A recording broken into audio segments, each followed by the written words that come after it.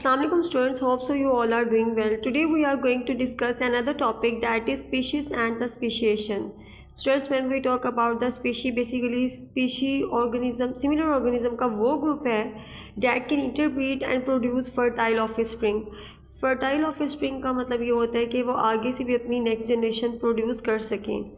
तो यहाँ पे आप इस डेफिनेशन से फेमिलियर हैं कि स्पीशीज़ सिमिलर ऑर्गेनिज्म का वो ग्रुप होता है जो इंटरब्रीड भी कर सकते हैं और इंटरब्रीड करने के साथ साथ वो इस तरह के ऑर्गेनिज्म प्रोड्यूस करें जो नेक्स्ट जनरेशन को प्रोड्यूस कर सकें अंडर द नेचुरल कंडीशंस।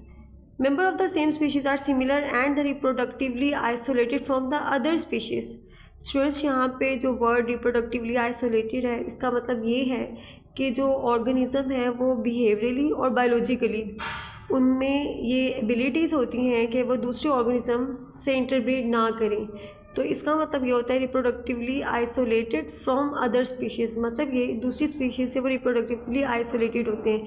ऐसा नहीं होता कि एक स्पीशीज़ के ऑर्गेनिज्म दूसरे ऑर्गेनिज्म से इंटरब्रीड कर सकें। For example lion Panthera leo and the tiger Panthera tigris are distinct species. ये दोनों डिस्टिंक्ट स्पीशीज़ हैं।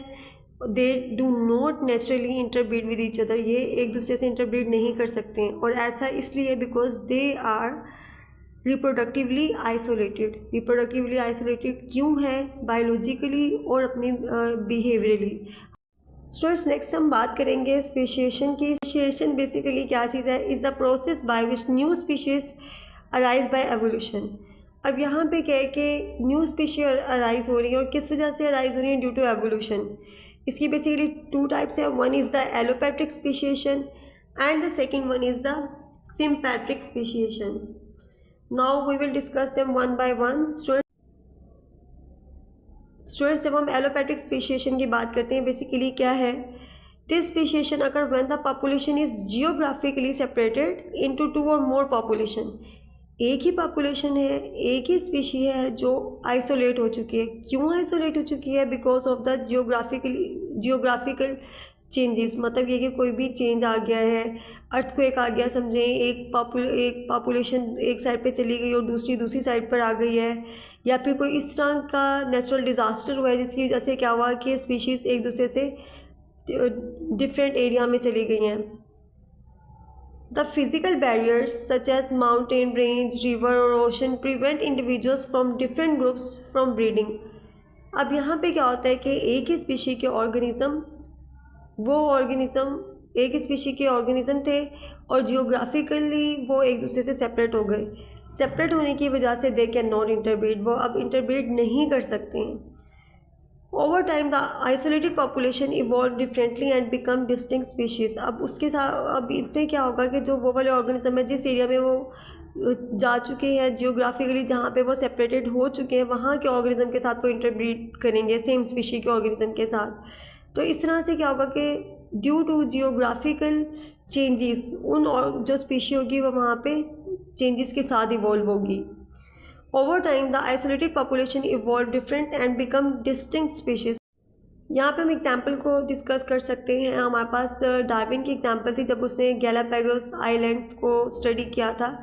तो उसने वहाँ पे ये ऑब्जर्व किया था कि जो डिफरेंट आइलैंड पे पाई जाने वाली फिंचेस थी उनमें डिफरेंट और डिस्टिंक्ट करेक्टरिस्टिक्स थी। ये क्यों थी? क्योंकि वो जियोग्राफिकली डिफरेंट एरिया में एग्जिस्ट कर रही हैं और वहाँ के जो करेक्टरिस्टिक हैं उन्होंने उसके अकॉर्डिंग अपने आप को अडेप्ट किया हुआ था। तो स्टूडेंट्स, बेसिकली ये था एलोपैट्रिक स्पीशिएशन। और फिर यहाँ पे क्या होता है? Over time the population of finches adapted to each environment eventually becoming separate species. और जिसकी वजह से क्या होता है कि वो स्पीशीज़ दूसरी स्पीशीज़ से डिफरेंट लगने लग जाती है। स्टूडेंट्स, नेक्स्ट हमारे पास आता है sympatric speciation. Students, sympatric speciation basically क्या है? The speciation occur when the reproductive isolation happens within the same geographical area due to the habitat preference और behavior। अब यहाँ पे क्या होता है कि एक ही स्पीशी के ऑर्गेनिज्म है, एक ही जियोग्राफिकल एरिया पे एग्जिस्ट कर रहे हैं, लेकिन क्या होता है कि वो रिप्रोडक्टिव आइसोलेशन शो करते हैं।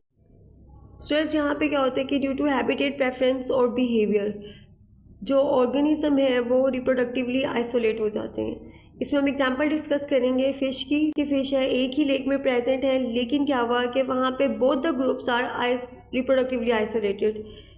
उस ग्रुप में उन फिश के जो स्पीशीज़ है उसमें क्या होता है कि वो रिप्रोडक्टिवली आइसोलेट हो जाती हैं। क्यों आइसोलेट हो जाती हैं? Due to dietary preference. Dietary preference का मतलब ये कि जहाँ पे उन्हें अपनी खुराक से कुछ एरिया इस तरह का था कि जहाँ पे उन्हें ज़्यादा खुराक मिल रही है वो उस तरफ मूव करती हैं। और मेट सिलेक्शन, जो उन्होंने मेल फ़िश को सिलेक्ट किया अपने लिए, वो उनकी अपने ग्रुप में से नहीं था, मतलब सेम स्पीशीज़ थी लेकिन ग्रुप सेम नहीं था। तो ओवर टाइम क्या होता है, the group remain reproductively isolated resulting in the emergence of new species. तो उसकी वजह से क्या होता है कि जो दूसरे सेम पॉपुलेशन के डिफरेंट ऑर्गेनिजम्स के साथ जब मेट करेंगी तो फिर उससे क्या होगा कि न्यू स्पीशी प्रोड्यूस होगी। और इसके अलावा जो डाइटरी प्रेफरेंसेस हैं उसकी वजह से भी क्या हो सकता है कि यहाँ पे सिम्पैट्रिक स्पेशिएशन हो सकती है। So students, this is all for today. Hope so all the things are clear to you. Kindly mark all the points on your book. Thank you so much. Allah Hafiz.